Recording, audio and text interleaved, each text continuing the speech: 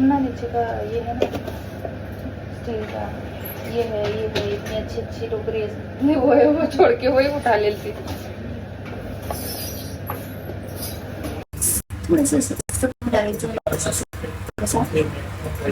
Shape अच्छी feeling येते स्वादानुसार।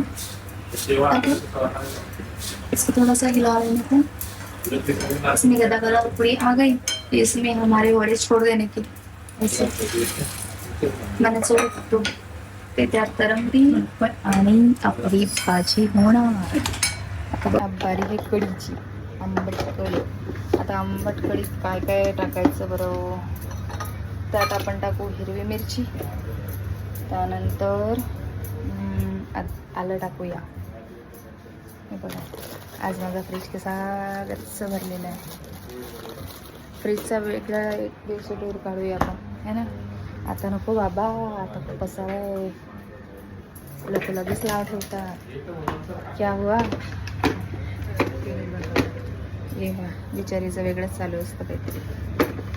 आता आपण मस्त लसूण घेतलेला आहे,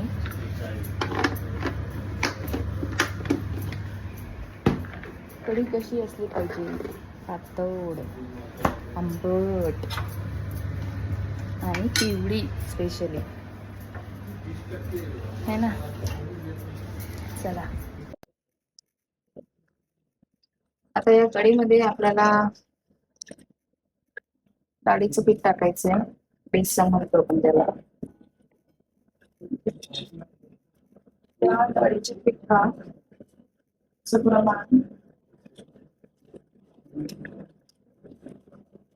काही डाळीचं पीठ टाकूया थोडस, थोडस म्हणजे किती, एवढं एवढं टाकायचं। आता मला फार घट्ट नाही आवडत, तुम्हाला आवडत असेल तर टाका।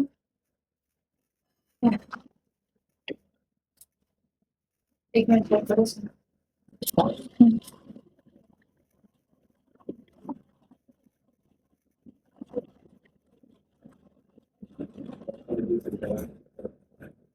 पाणी नाही उरत आहे अंगाशी।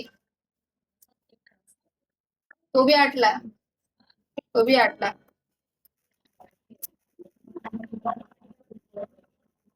हाँ अब अपने को क्या लेना है?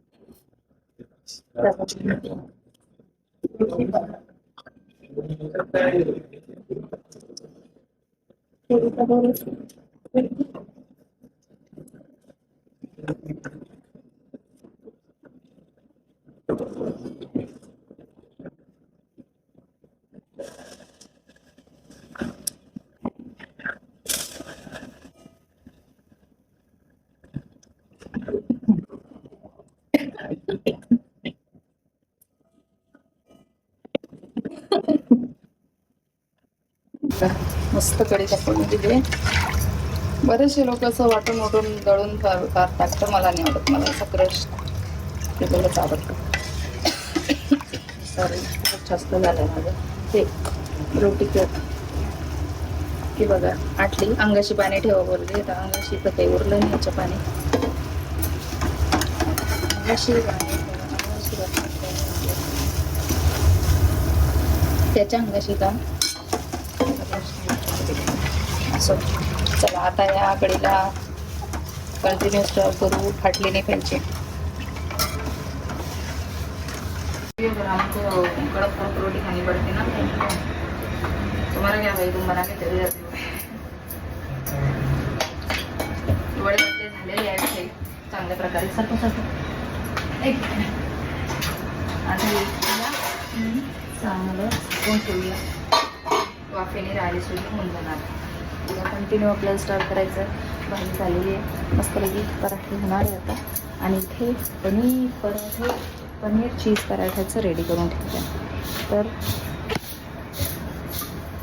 ते पण होतील आता जरा वेळ। हिच्याकडे पूर्ण लक्ष द्यावं लागेल। अशा प्रकारे आपला डिनर आजचा समाप्त. आता खायचा व्हिडिओ टाकणार नाही आहे मी, ते चुपचाप खाणार आहे. हे आजचा मेनू. आणि मी हे मस्त लाल तिखट, लसूण आणि जिरं आणि मोहरी असं तडका बनवला आहे, कारण मला तर तिखट लागतं बाबा. मस्त तिखट वडे खूप आवडतं मला.